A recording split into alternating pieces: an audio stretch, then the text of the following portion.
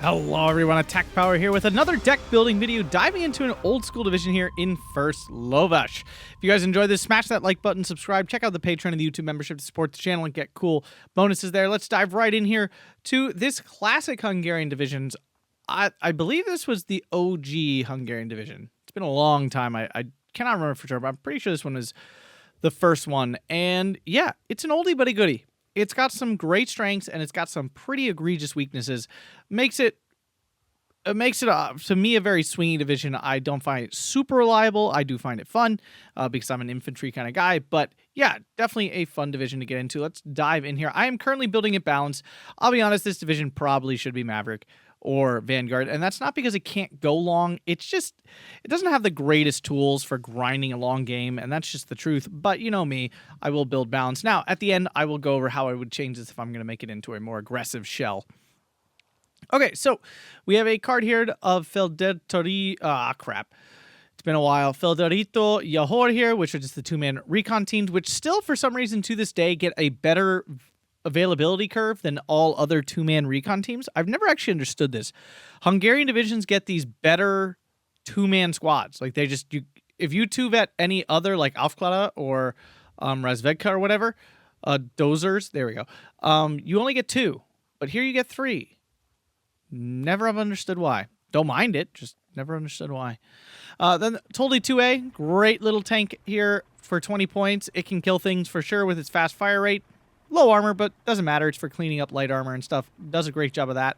And finally, B phase, we have the Lovas Felderito. I should look over here. Felderito. Felderitok. There we go. Sorry, everybody.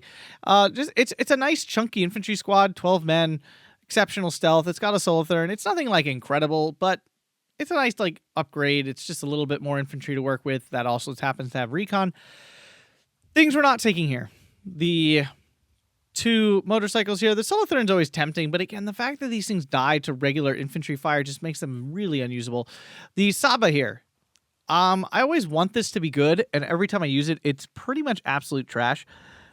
It just doesn't kill things fast enough. The damage is too low. You don't get the bonus of it being an infantry unit that can like hide and ambush things. So it just doesn't, it's not actually fast. You think it would be. It's got wheels. It's not that stealthy. It actually just isn't very good. And I've tried this unit several times, especially against divisions that have a lot of light armor or half tracks, thinking like, oh, this is going to be great. It's going to clean up half track. It really doesn't do that very well. It doesn't. It's just not a very good unit, actually. I wouldn't fault anyone for taking it, but I really don't find it to be very good. The Toldi one suffers from a similar issue. It's really the same thing. Like, if you actually look, they're essentially the same thing, except this one's even slower. It does come with radio. The radio is a nice little bonus. But it actually has lower optics, which kind of sucks, because if I'm bringing a recon unit, I want to be able to see stuff. But it's got the same loadout and everything. Yeah, I know. It's not... unless you really want radio, which is possible. You might really want the radio. But I decided I didn't need it. Excuse me. I decided I just didn't need it. And then we have some more infantry. So that's the recon tab. It's nothing impressive. It is nice that your two-man squads can spot a little bit better. You have a little bit more to throw them around. Continuing across here, the infantry tab. This is, of course, kind of like the highlight of this division. This is like why you would play this division at all, for the most part. There's not a lot of other reasons to play this division other than the very solid infantry tab here. So diving in, we have the Rohamakazaks here coming in. Nice 5-man flamer team, shock, flamer, the usual setup. The Hungarian submachine gun is a really solid submachine gun. It's not like one of the best in the game or anything, but you know, compared to the MP40, you can see it's just a better all-around weapon. It's got a higher rate of fire. It's got way higher accuracy. It's not even close. So that ends up meaning it just puts out a lot more damage overall than the standard like MP40 sort of thing. Yeah, it is a very good submachine gun. Does not have the 150-meter range, that beautiful like Beretta, Suomi sort of like absolute decimation of power, but yeah. Would be nice if this unit just had 4 of these, but unfortunately it's got 2. I just realized I could have just looked right here. Oh, attack power. It's been a long day. Anyway, continuing on here with the Husarak, the main infantry unit here of the Hungarians. Really solid squad. I mean, for 25 points, you get a 16-man squad, which is big. Like, that is a big group of men right there. They get two of those good submachine guns. You get 13 straight pull rifles, and straight pull rifles are just a straight upgrade, technically, on regular rifles. Let me see if I can find... Oh, there we go. Nope, that's still straight pull. All these guys have straight pole rifles.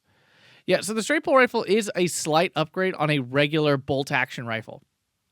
Slightly higher rate of fire, and if I'm not mistaken, I believe this thing's actually a little more accurate than the regular rifle. Let's see here. No, it's just 55%.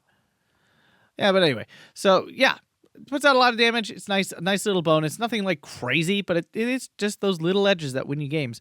Then the Solithurn, not a great machine gun, not a terrible machine gun. It's not lighting the world on fire. It's not going to make you like super excited.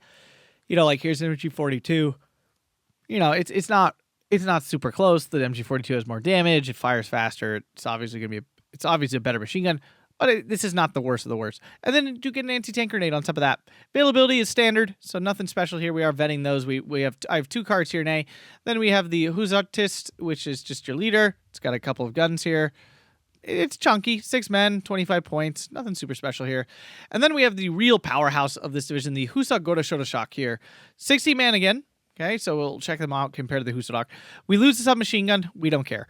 We lose the rifle. Don't care. Why? Because we pick up 3 LMGs. And while they're not incredible LMGs, having 3 LMGs is still having 3 LMGs. This was the first, I'm pretty sure this was the original triple LMG unit, and it was very strong back in the day. It's not as absolutely crazy these days, but it still does a really nice job. Problem with the unit, it doesn't have AT, so you have to be careful. It can get run over by light armor and stuff. But yeah, this unit is phenomenal. This is like your real muscle. Like this is the unit. Notice we have 3 of these here. We have A, B, and C phase. Decided C phase to go with these guys because these really are like, you know, these are the meat and potatoes. This is what you want fighting your infantry fights here. B phase, bringing a card of Arkazox. I mean, they're a 20-point engine Pioneer unit, which is great. 13 man, they're nice and chunky, which means they can survive a grenade hit themselves. Problem with them is they don't actually do any damage at CQC other than throwing the grenade, right? Like they toss the grenade and then they're pretty much useless.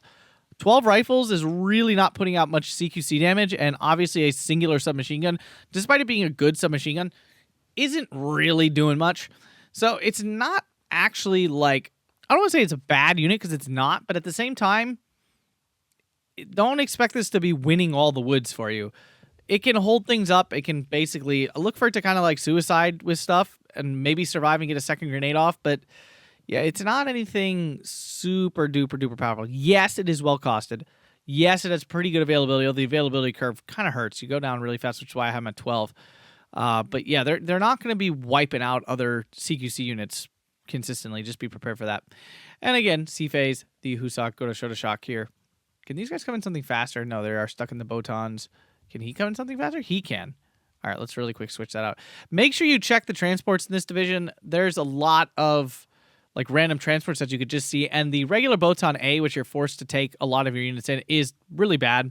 One of the worst transports in the game at only 60 kilometers an hour. It's definitely another one of the drawbacks of this division. It is just overall a slow division. Like you are not moving fast to the front line, which does suck. It really does make the, especially the beginning of the game really rough because you're just like, you're always playing catch up right from the get-go. And just, I mean, throughout the game, your units coming in slowly sucks. Like, that sucks that you have to wait so long. So, not ideal. I would actually say one of the biggest negatives of the deck is being stuck in these Botan A's. I really wish the speeds of these slower transfers would kind of get buffed because it's just like an unnecessary, like, punishment on these divisions that are forced to use them. Tank Tab. This was really, I mean, this is kind of the other reason to play this division, like, when it comes down to it. Terrans are a uniquely solid unit. They always have been, and they've only gotten better. Terran 2 is better than Terran 1. I'm sorry, I know someone's going to hop in the comments here and argue with me, but there's absolutely no argument here that the Terran 2 is better than Terran 1. All right, we'll go over the differences here. Okay, the armor is exactly the same. The speed is exactly the same. Stealth, optics, everything on the bottom half of the card is identical. Okay, so obviously the difference is up top in the weapons. The machine guns is the same. Both of them have 2 machine guns, right? The Terran 1 has the 41M L51 gun, which is a solid gun. Like, it is. It does good stuff. It fires really fast. 17 rounds a minute. You vet this thing up once. It's firing 20 rounds a minute. Great accuracy. These are the good parts of it. Bad parts. It only has a 1,000-meter range, which is pretty poor, and it only pens 75 millimeters, right? And these are obviously big deals. Also, the HE damage is pretty low at 0.8, right? So that's the Tron 1's gun. On the other hand, we have the Tron 2, which comes with 1,500 meter range, slower fire rate, right? We're down to 14 rounds, which is honestly still really fast. I mean, for a tank, that is still a really fast rate of fire when you consider the normal rate of fire is about 7. So we're still double the regular rate of fire if you're vetting these, which you probably should be vetting them at least one. At least in the B phase one, right? If you want to be an idiot like me, you put a C phase one unvetted so you can spam them. So that's your choice. But even if you don't, 12 is still way more than 7. You get higher penetration. Now, this is only on the heat shells. And let me make sure I say this to everybody. This unit, I don't understand why, will only fire the AP shells unless you turn them off. And if you look here, AP shells are so much worse. Yes, heat shells are less accurate. But if it's never going to pen it anyway, it doesn't matter if it hits. Turn off the god darn AP shells. Game starts, double-click your Tron 2s, press AP up. Every time one comes in, turn off the AP. You want it to be firing heat shells. You just do. Okay? Yes, the heat shell actually fires a little shorter. What am I penning at 1,500 meters? A transport? Maybe? Like, just turn it off and save yourself a whole crap ton of misery. Sorry. I'm on a soapbox about this. I absolutely loathe watching players suicide these units, expecting them to 90 millimeter pen when they absolutely do not. But anyways, so we have 90 millimeters of penetration, which is also a heat shell. Remember, that does not lose penetration over range. So if you're firing at 1250, you're getting that 90 millimeters penetration. More important than that, though, the HE shells on this tank do 2.2 damage. It's an assault gun. Like, that is an assault gun level of damage, which is pretty fantastic. Like, this unit absolutely eats through infantry and support weapons really, really well. So for me, it's Tron 2s over Tron 1s all day. Other thing here, too, Tron 1s actually have a lower availability curve as you go up the thing here. I guess it... No, because Tron 1 unvetted is 15. You get way more. So, yeah, like the Tron 1 actually ends up having lower availability across the board, which, you know, is not ideal. Of course, the other bonus, the Tron 1 is 30 points. The Tron 2 is 40, right? We have a 10-point difference. I don't think that 10 points is worth losing 1,500 meter range, losing actual like significant damage against infantry, and losing the 15 extra millimeters of penetration you get. That 90 matters. Like remember, this actually is the amount that the weak Shermans have, T-34s have. That's actually like higher than a Panzer IV, excuse me. Allows you to pen Stugs. The Tron 1 struggles to kill all of those units, and you're obviously going to have to use your tanks to kill one of those at some point. So, yeah, Tron 2s all the way, baby. Continuing on, support tab. Awful. This is not a good support tab at all. We have the Aligning Shoulder Shocks. We have a 75 mil assault gun with no heat or anything like that. We have a commander because we want these guys cooking at nice high veterancy. We have Botan B ammo. Yeah, it's not exciting. Kind of upset I don't have a Schwalos in here at all. Schwalos are not great, but you get 6 of them at 25 points. It's not bad. Just didn't have the points. I'd prefer the assault gun because I have plenty of infantry for like infantry fighting, so I don't really feel like I need the Schwalos for that duty, that role. And you know, a machine gun reaches out to 750. You're only getting 250 meters more. Schwalos is really not a good machine gun at the end of the day, so that's why. Anti-tank tab. It's solid. It's a solid anti-tank tab. There's nothing here to be upset about. We have the bazooka. Well, Panzer Strike, excuse me, I should say. Then we have the 9738M. This thing is phenomenal. It has a great HE shell on it. Actually, same one as the Tehran. You get the nice heat shell that the Tehran uses as well. Actually, with higher accuracy, question mark, maybe? 30%. Let's look really quick. Yeah, you get higher accuracy. Higher accuracy on that. So this thing, great.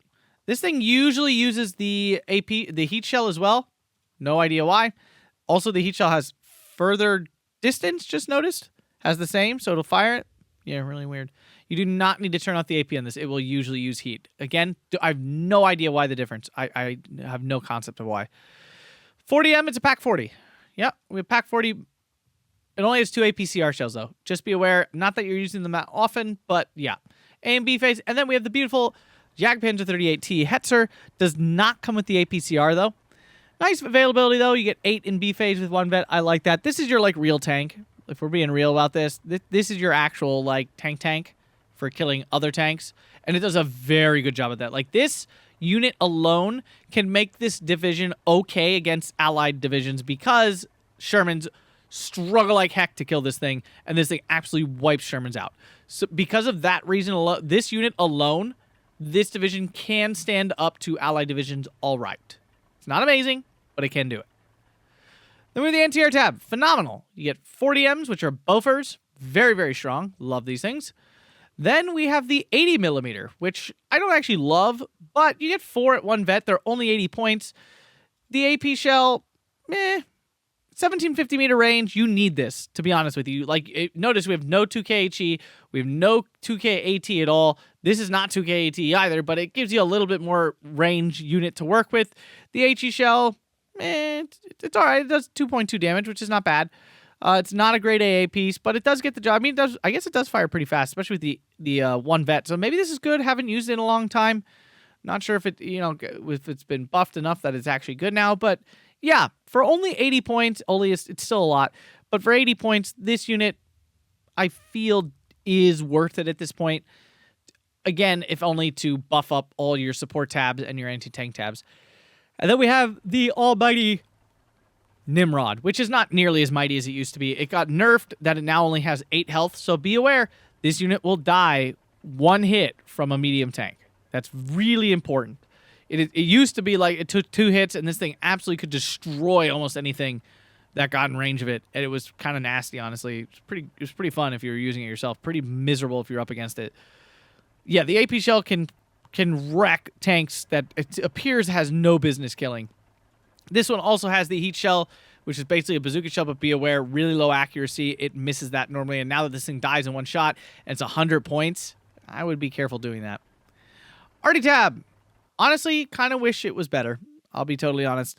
I'm trying the 120 mil out. Okay, maybe you just want to use the 81. I don't know. I got smacked around pretty hard by a 120 the other day. The extra damage does go a long way. So that's why I'm giving it a go. Again, you may hate it. I've come to feel that the 81 versus 120 argument is mostly an opinion-based thing. Like, is one quantifiably better? The 81's more accurate, but you don't really kill a lot using that. This thing actually kills stuff from time to time, so I guess what do you value more, the suppression or the actual damage? We have the Tuzerits, which is actually really important. This is one of the only units with radio here, unless you take one of that radio recon.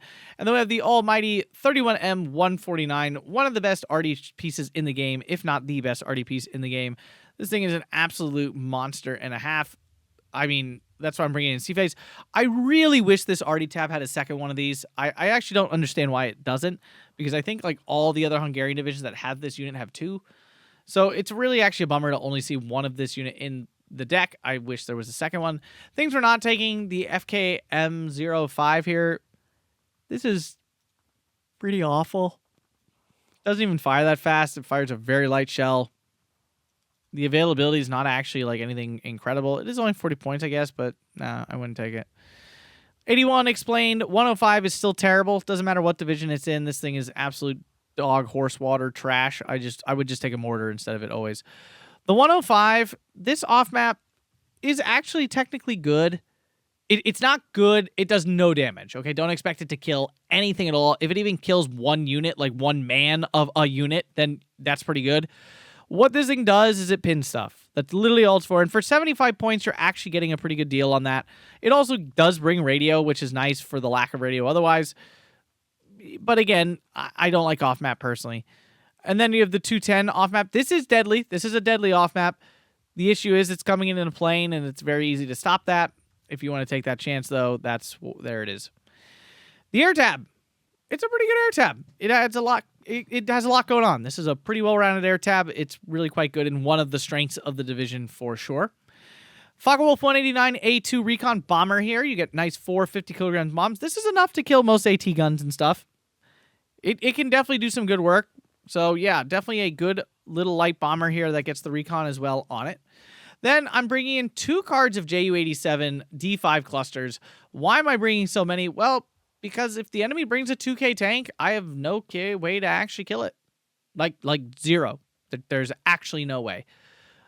And honestly, other than the Hetzer, every tank in this division absolutely suffers against Shermans and T-34s and all that kind of stuff, which means you actually end up feeling like, at least me personally, I feel like I need these things way more often than most other divisions do. You know, and then the priority becomes making sure you're using some of your artillery, your mortars, or your big guns at the end to kill off enemy air defenses so that you can actually get these Ju-87s through. It's really quite important that you focus fire on AA so that these planes can get through and your Air Force can actually take advantage and take over the game. Then we have the Focke-Wulf 190 F8. It's an okay strafer. It's not anything crazy. It's an okay fighter. It does have medium resilience, which makes it, you know, good in a general sense. But the loadout is not, it's not for 20 mils, which is sad.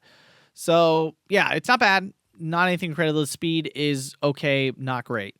Then we have a Focke-Wulf 190 F8 again, but this one comes with 8 50-kilogram bombs, which is a nice bomb loadout. Kills basically any light target, any soft target you want. It does a nice job of doing that. And then B phase, we have another Ju-87 card. I was playing a Ju-88 card here. That's great too. I just kind of want the extra Ju-87s because a lot of times I'm suiciding these things to desperately try to kill a tank. So I need more of them, but the Ju-88 is a great option as well. Ju-87s, again, normally I actually do like taking a card of these to force my opponent to buy AA, like overspend on AA. But the fact of the matter is I am going to use my Air Force a lot. So I don't really want to incentivize them into buying more AA, you know, like feel good about it. And like this is just not the best option in terms of my options here. And the opponent's going to be buying a lot of AA. Like it's not one of those bait and switch like, haha, you bought a 100-point AA piece and I just called in this 70-point plane and the 70-point plane killed one thing and then died. Whatever. I don't care. I just, you know, plus traded like 120 points if I just called no more planes. I'm probably going to call in more planes. So that's why I'm not taking the Ju-87s here. So yeah, first Lovas here built balance. What I would change for Maverick, I would obviously shift a lot of this. So I'd probably put a second Husa-Goto Shotoshak in A phase, move this one into B phase here. Maybe a second card of Husa MG42s in some capacity, maybe. This would probably stay the same. Recon tab would probably stay very similar. The tank tab, I would shift the Tehran 2 into A phase and the second one into B phase. Maybe move one of these Tehran 1s into B phase, so there's lots of stuff to use in B phase. Support tab probably stays the same. I probably still would have the commander. A lot of times I don't in Maverick decks, but I do feel the veterancy here is really important to make sure your infantry are really slapping. Tank tab, I mean, the AT tab would probably look similar. The Jagdpanzer Hets are so important that I don't really want to cut down more on them. But double vetted 6 is not terrible, but at the same time, again, I just feel like this unit is so important. This would probably look the same. The Arty would definitely be moved into B phase, so the 149 would definitely be in B phase. Might switch out the Ju-87 then for the Ju-88 instead because it's a little harder to stop with the AA in B phase when I'm pressuring really hard. Yeah, that's probably how those changes would go. It's not like drastically different. It's just a lot of stuff shifted earlier. Probably up vetted a little bit harder, a little bit. You know, maybe probably single vet on the Arkazoks, maybe even double vet on the Husarok MG42. Probably do that. Maybe even double vet one of these Goto Shotoshaks here, turn into a double vet one, something like that, which is probably closer to what I would do. And I'd probably move the 80 mil into A phase as well. This would go into A phase. So that's what I would do. If you guys enjoyed this, make sure you smash that like button, subscribe, check out the Patreon, check out the YouTube membership. Thanks a bunch, everybody. Have a fantastic day.